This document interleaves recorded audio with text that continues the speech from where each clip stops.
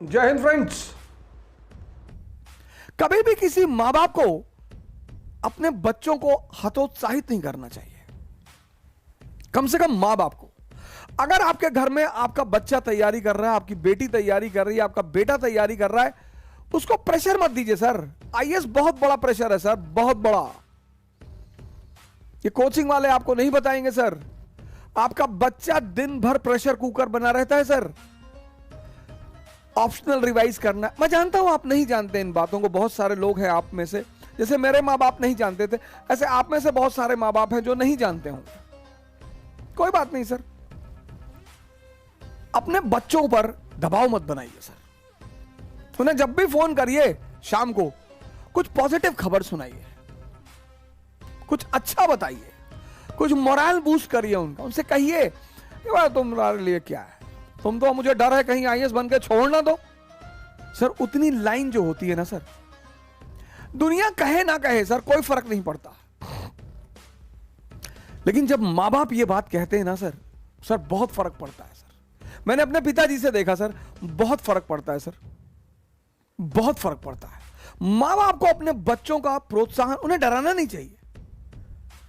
मां बाप सोचते हैं डराएंगे तो जब बच्चे ज्यादा काम करेंगे, सर ऐसा नहीं है सर। उन्हें मौका दीजिए सर। आईएएस कहती है 21 साल एलिजिबिलिटी है, वो जानती है कि अब समझदार हो चुके हो, अब निर्णय ले सकते हो।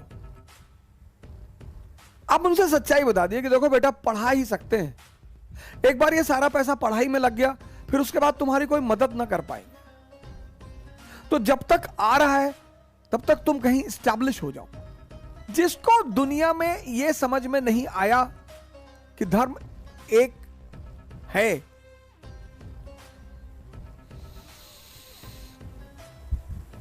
वो कुछ ना कर पाएगा सर। सबसे बड़ी चीज यही है, या तो वो मानता हो कि वाह वो धर्म को मानता ही ना हो। जो दुनिया में पहली चीज समझने वाली है वो यही है। अनपढ़ लोगों को समझ में आया सर। अनपढ़ लोग कहते हैं ना स्कूल भेजो लड़का बड़ा विद्वान बनेगा। रामकृष्ण परमहंस, जितने धर्म हैं उनके समय तक ज्ञात थे, और उन धर्मों ने जो रास्ते, इस्लाम ने जो रास्ता बताया, क्रिश्चियनिटी ने जो रास्ता बताया, सिखिज्म ने जो रास्ता बताया, हिंदुइज्म ने जो रास्ता बताया है ट्रांसफॉर्मेशन का, उन्होंने सबका प्रयोग किया। और फाइनली उन्होंने ये बात कही कि सारे धर्म समान है और सारे धर्म की जो मंजिल है वो एक है, मुक्ति। किससे? इंद्रियों से। और फिर उनके शिष्य ने एक साइंटिफिक प्रेजेंटेशन किया रिलीजन का, वेदांत। विवेकानंद तो पढ़ना चाहिए सर, मैं ऐसा मानता हूं कि सबको पढ़ना चाहिए।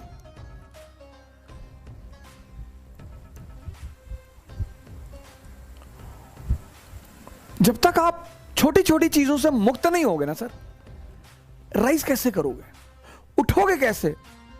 Gift to monotheism.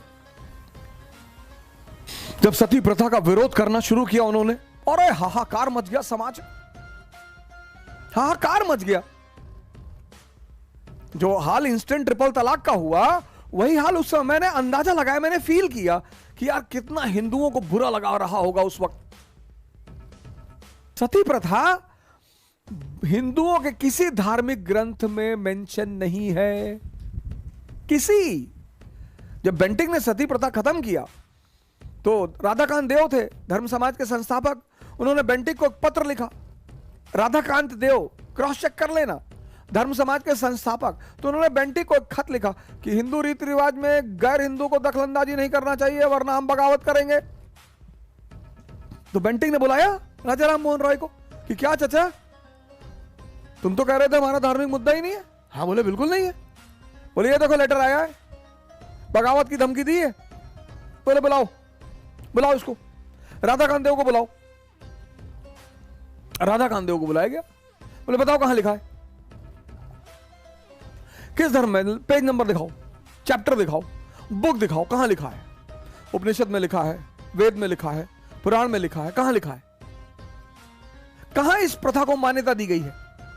इसका मेंशन है सर, सती का मेंशन है। इस प्रथा को अनुमोदन किसी ने नहीं दिया है सर। हमारी पहली सती मां पार्वती हैं। सर उसका एक धार्मिक रीजन है। उसी पर एक अलग वर्ग पैदा हुआ, तंत्रवाद। ये जो भारतीय सभ्यता है ना सर, इसे कुछ ब्रांड एम्बेसडर हैं, जैसे प्रभु हनुमान जी हैं, वो ब्रांड एम्बेसडर हैं किसके? ध्यान के। बस राम के पीछे पड़े रहो। कौन है राम? कॉन्शियस, चेतना। तो जब तुम राम के पीछे पड़े रहोगे, अब इंद्रियों पे तो पशु भी जीता है सर। हम जब तक सिर्फ इंद्रियों पे हैं तो पशु से बहुत ज्यादा ऊंचे थोड़ी है सर।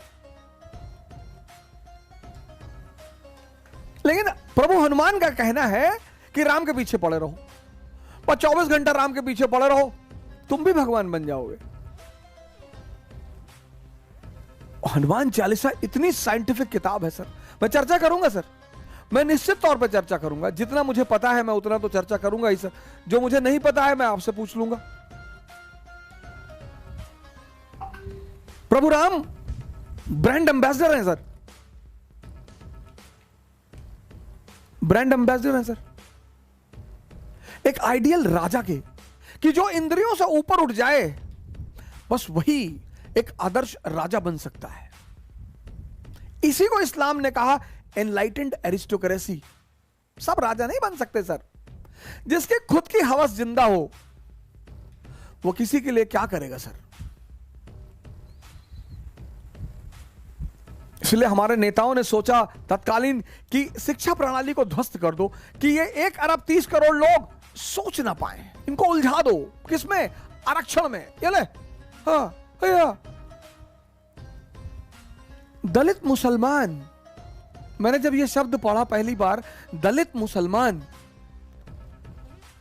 कभी आप दिल्ली आए और राजू चौक की मेट्रो से करोल बाग की मेट्रो की तरफ बढ़े, तो जैसे ही मेट्रो इंटरनल टनल से ऊपर की तरफ बढ़ेगी ना, राइट हैंड साइड की जो दीवार है वहां आपको लिखा हुआ मिलेगा, दलित मुसलमानों को आरक्षण दो। मुसलमान वो भी दलित। सर इस्लाम का पूरा कॉन्सेप्ट ध्वस्त हो जाएगा जिस दिन मुसलमानों में दलित होने लगेंगे ना सर। मुसलमान वो भी दलित, संभव ही नहीं सर, पॉसिबिलिटी ही नहीं, गुंजाइश ही नहीं। फिर बिहार में कहा दलित ब्राह्मणों को आरक्षण दो। किस बात के ब्राह्मण? आरक्षण को खिलौना बना लिया। इतनी प्यारी चीज आरक्षण। आरक्षण एक मीडियम है सर, कि जो समाज के पिछड़े लोग हैं उनको मुख्य धारा में लाया जाए।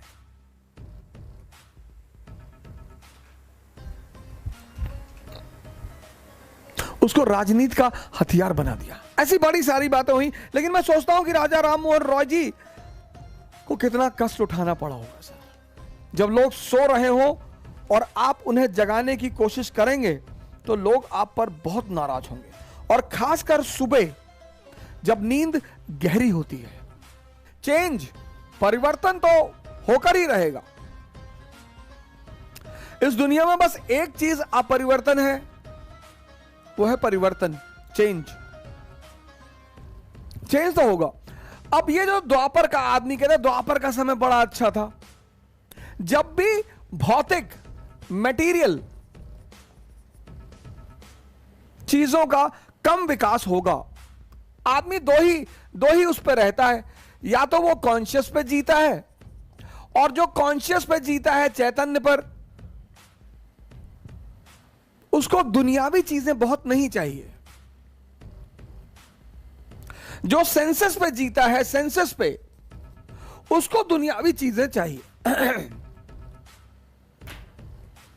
भारत इतनी बड़ी मार्केट है, 1 अरब 50 करोड़। तो भारत के संतों की जब बुराई होती है बाहर, तो मुझे अब समझ में आता है कि क्यों। क्योंकि अगर भारत की 70% जनसंख्या कॉन्शियस पर आ जाए, आप स्लीपर में चल रहे हैं, आपको कोई फर्क नहीं पड़ रहा है, आप ध्यान करते हुए जा रहे हैं स्लीपर में, तो पूंजीवाद को बढ़ावा नहीं मिलेगा। भारत के प्रति नफरत, भारत के संतों के प्रति नफरत, क्योंकि पूंजीवाद को सिर्फ एक ही वर्ग से खतरा है, एक ही देश से खतरा है, और पूंजीवाद को किसी से कोई खतरा नहीं है। पूंजीवाद को एक देश से खतरा है, वो है भारत। पूंजीवाद को एक वर्ग से खतरा है, वो है भारत के संत। और संतों का कोई धर्म नहीं होता। हिंदू संत, मुसलमान संत, ऐसा हम अपनी सहूलियत के लिए कहते हैं, लेकिन उनका कोई धर्म नहीं होता। और जिस धर्म में जितने कम संत होंगे, आज आप देखो सिख संप्रदाय को सबसे ताकतवर संप्रदाय है, सबसे धनी संप्रदाय है। कभी आपने किसी गुरुद्वारे के बाहर शायद ही किसी सिख को बाहर बैठकर भीख मांगते हुए देखा हो। अभी नया नया धर्म है, 500 साल पुराना धर्म है, तो अभी धर्म की जो वास्तविक चीजें हैं वो जिंदा है। धीरे धीरे अगर गलती से, अगर, फिर मैं कहता हूं, मेरे कई सारे हिंदू मित्र हैं, बड़े सारे मुसलमान मित्र हैं, वो कभी कभी मुझसे बड़ा नाराज हो जाते हैं कि यार तुम हिंदुइज्म के खिलाफ तो कुछ नहीं कहते, तुम इस्लाम के खिलाफ तो कुछ नहीं कहते, लेकिन हिंदुओं और मुसलमानों को क्यों निशाना बनाते हो? उसकी एक वजह है सर, मैं बता देता हूं उसकी वजह क्या है। तो मैंने कहा इस सिखिज्म जो एक नया नया धर्म है, अभी जो उसकी मूलभूत बातें हैं वो जिंदा हैं।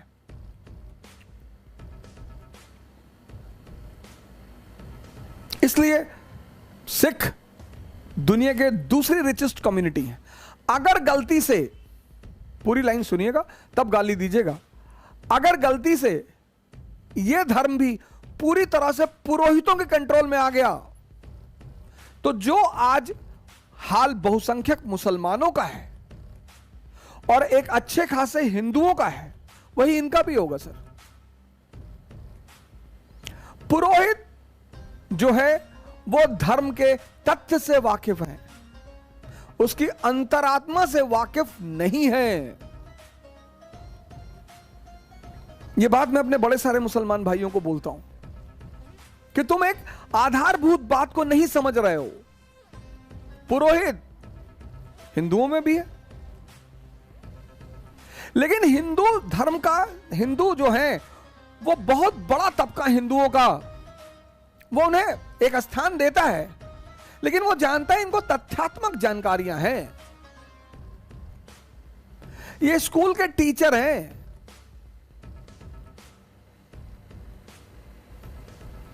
जिस धर्म में भी संत नहीं होंगे, फिर से सुनिएगा तब गाली दीजिएगा, जिस धर्म में भी संत नहीं होंगे उस धर्म के मानने वालों का बुरा हश्र होगा।